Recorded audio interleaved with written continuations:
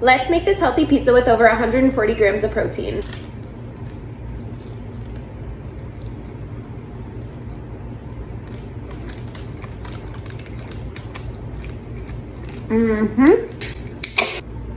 That's such a good one. I'm seriously not kidding that if somebody asked me to pick one thing that's changed my life, I would definitely 100% pick chicken crust pizza. It's so high protein, it's so healthy, and it still like satisfies that pizza craving. Like, don't get me wrong, I absolutely love normal pizza with the dough and everything. And mentally, there's no better feeling than just absolutely downing a whole entire pizza. Like, I've done that numerous times, especially when I was a kid. I just absolutely could house food. But physically, let me tell you, that does not feel nice. I feel like I've had one too many stomach aches from eating a whole pizza.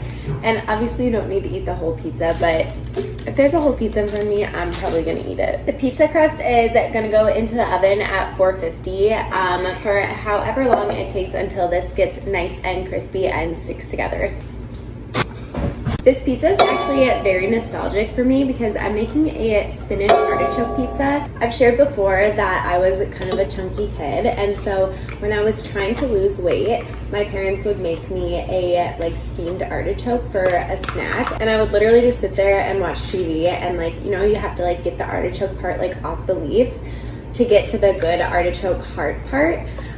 So it was like kind of like a little activity. It kept me like occupied, and it was a good snack. I think like pretty low calorie. I guess I'm not really sure like how many calories are in an artichoke. And I actually used to be super weird, and I would wrap my Cheetos in spinach because I thought I was like being somewhat healthy. Let me know if you guys did anything weird like that when you were a kid. I kind of cooked the crap out of the chicken crust pizza. Don't make my mistake. Actually, it might be kind of good. I do like burnt pizza. So now we're just gonna add our pizza topping onto here. Give it a little spread. I'm gonna top it with just a little bit of mozzarella cheese and then pop it back in the oven just on broil for a few minutes, just so that gets nice and melted. Okay, here's the final product. This looks and smells so good. Like, I wish you guys could smell it. Also, it holds its own. That's a good sign. And look, it's still steaming. I'm gonna absolutely singe my mouth, but I'll do it for you. I'm gonna try this bite with a little bit of this truff jalapeno truffle hot sauce. So good. Honestly, was a little bit worried about putting cottage cheese back in the oven. I thought it might like curdle a little bit, but it really held its own. It got kind of like melty. The artichokes were already pre-seasoned, so those are super flavorful, and the whole thing is just like so flavorful. I'm actually happy that I kind of burnt the crust because it's really holding its shape. Let me know if there's any other pizza flavors you guys want me to try. I think I might do like a little pizza series.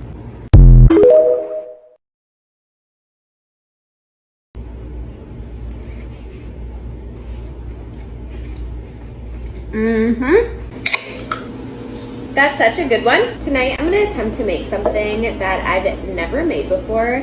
I honestly haven't had it in such a long time. I already feel like I'm doing it wrong. Maybe these are the wrong tomatoes, but I'm gonna try and make bruschetta that I'm gonna serve over some chicken. The last time that I actually had this was like 2-ish years ago at one of my old work's holiday parties. So one of my old coworkers, Nick, he really liked to cook too.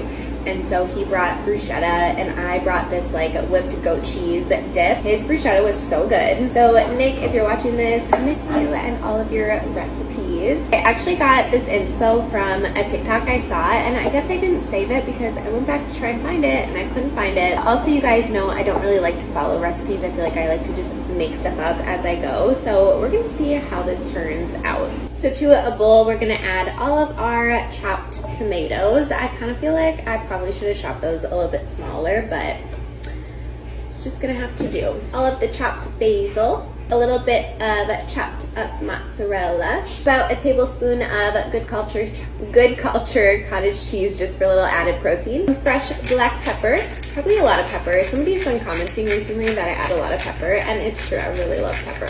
I think that garlic would actually be really good in here. I'm still not really eating garlic, so I'm just gonna do a little bit of onion powder. I don't know if normal bruschetta has this, but a little bit of Italian seasoning, a little bit of salt. I really wish that I had normal balsamic vinegar, but I don't, so I just have this balsamic glaze. I'm gonna do a little bit of that. Wait, I almost forgot. Just a little drizzle of olive oil. I'm gonna serve my bruschetta with a side of these palmini noodles. These are one of my new obsessions. They're so good if you cook them right. It says to drain the water, but I actually just like pour everything in there and then boil it so that they become a little bit softer. But they look just like a noodle, like could fool me. I'm gonna heat those up just with a little bit of Rayo's marinara. I'm gonna serve my bruschetta just with a little bit of roasted chicken. I just did some Italian seasonings and some simple seasonings on there. My noodles and then a little bit of roasted cauliflower. This bruschetta ended up looking so good. Like, I'm actually really impressed. Having not followed a recipe, like, I'd say that is pretty good. Just right on top of the chicken. Then, of course, one more little drizzle of balsamic glaze. Okay, here's the final product. This looks so good. For not really having a plan, I am very impressed with myself.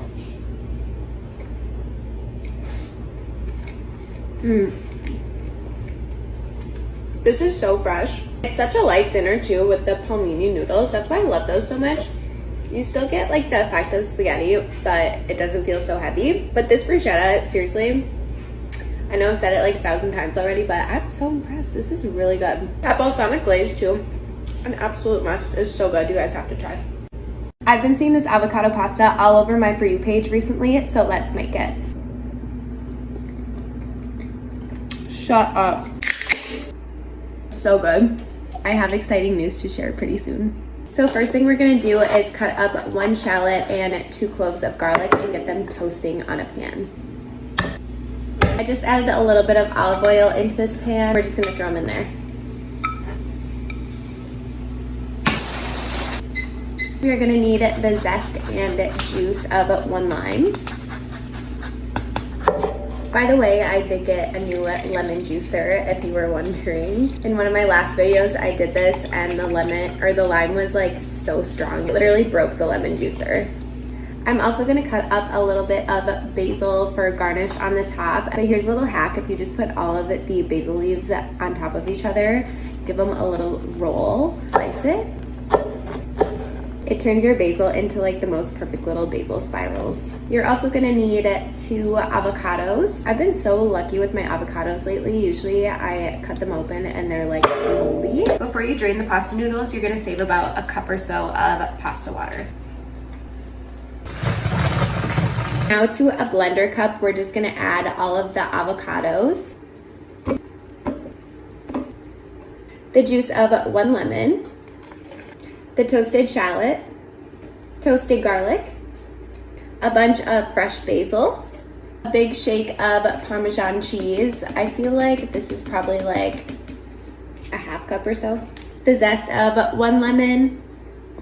I'm gonna start with about a half cup of pasta water and then I can always add more if I need to. Okay, now we're gonna give this a blend until it's smooth. Ooh, it's definitely creamy. It's giving guacamole. I think we're good on the pasta water for now. I can always add more when I add in the noodles. It definitely needs some salt. We also need some pepper. So I did butter my noodles, by the way. Now we're just gonna add in the sauce. Okay, it's so creamy, oh my gosh. To the top of mine, I'm gonna just add a little bit more Parmesan cheese. Never have enough cheese. Of course, some more pepper. Some red pepper flakes. You guys might think I'm crazy for this one, but this is kind of giving like avocado toast to me. And I love Mike's Hot Honey on avocado toast. And then I'm also gonna top it off with just a little bit of fresh basil. This is the final product. I actually can't believe how simple this was. It looks absolutely insane. Let's do a little taste test. That little addition of the Mike's Hot Honey, out of this world. I can't believe this has like no heavy cream or anything in it. This is a game changer. Okay, I'm not gonna lie, I kind of popped off with this one a little bit. Well, that's a good one. It's kind of like a take on a stuffed sweet potato, but I really like my sweet potatoes super crispy. I don't really get that with a baked potato. So I'm kind of gonna do like a deconstructed stuffed sweet potato, if you will.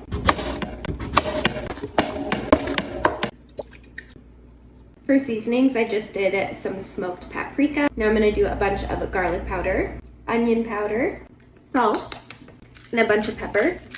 I'm gonna roast these in the air fryer. You definitely don't need a dual air fryer. You can also just roast these in the oven. I'm just impatient and that takes a lot of time.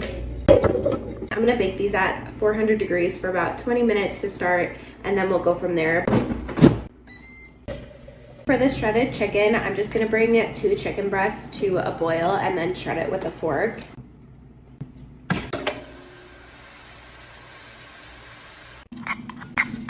To my shredded chicken, I'm gonna add the whole bottle of this Primal Kitchen golden barbecue sauce. This is unsweetened, which, yeah, it's definitely spicy. I'm just gonna add a little bit of honey to it. I'm just gonna put this back on the heat just for a few minutes, just so that the barbecue sauce can warm up. Delicious. Time to assemble the sauce. So we're gonna do the whole bag of this. Half of a diced red onion, 1 cubed up avocado, a bunch of cilantro. Make sure to save some though for the top of your bowl. 1 heaping tablespoon of Fage Greek yogurt, maybe a little more. The juice of 1 lime. It's a tough lime. I actually just broke my lemon squeezer on that lime. Guess I'll have to do it by hand. Get a better lime than me. I'm also gonna add in some goat cheese crumbles. If you don't like goat cheese, pick a different cheese. A big drizzle of honey. I wish I had Mike's Hot Honey, but I'm out because I love it so much. I use it on everything, so I need to repurchase. For seasonings, I'm gonna do just a little bit of cayenne pepper to kind of mimic the Mike's Hot Honey, a little garlic powder, bunch of salt, and some fresh pepper. Okay, all these colors, I'm not okay. Let's give it a little taste test.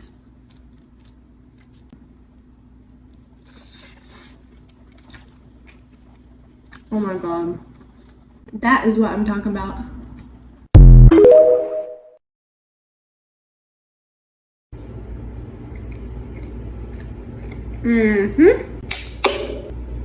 Tonight I'm making some teriyaki salmon bites, which I'm so excited about, but you can see this. This is frozen. Everything in my fridge literally froze. I don't know why. I thought it was because it was so hot outside that everything in my fridge like froze, like it tried to overcompensate, but I told my boyfriend that and he thought I was being ridiculous. Air frying them first and then putting them into sauce is such a game changer because they get so crispy. Plus then more of the salmon gets coated with the sauce, so I just feel like there's a ton more flavor. So I'm just coating these with a few simple seasonings first, and then we're gonna air fry them, and then I'll show you we're gonna add them to the sauce.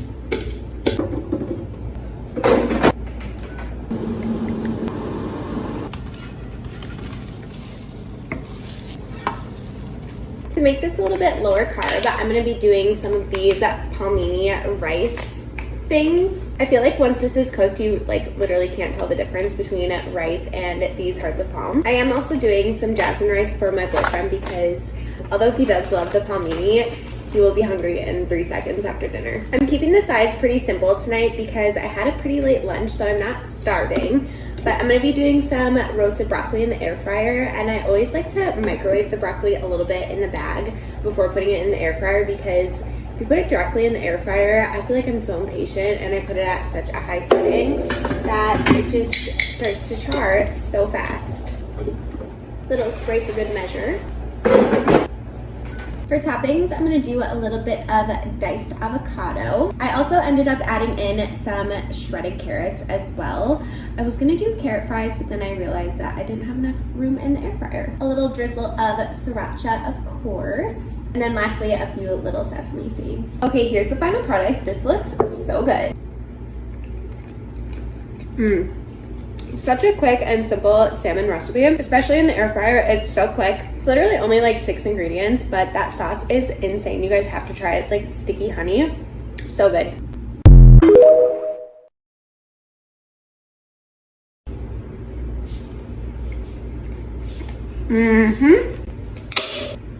Tonight I'm making one of my favorite chicken bowl recipes, which is all very exciting, but I fully planned on making a sweet potato bowl tonight. However, it is so hot in Minnesota. Today it was like 90 something and it felt like over 100 with the heat wave. And so everything in my fridge is frozen, including my yummy coleslaw that I was gonna make my infamous slaw with. Little spray. So we had to pivot just a little bit, but I'm gonna make this super yummy chicken bowl, which is all about the sauce. This is a hot honey mustard rosemary lemon sauce. I wish that there was a better name for that, but there's not. I kind of just made this up a long time ago. I just had some rosemary in my fridge that was left over from a different recipe that actually I'm so happy that I am making this because I don't know what I was gonna do with the other leftover rosemary. I'm not gonna lie though, I did get really stressed out when I saw that all of my food was frozen, and I then opened up a bag of chips and just stood in the fridge and stared and devoured so many chips until I could figure out what I was gonna make.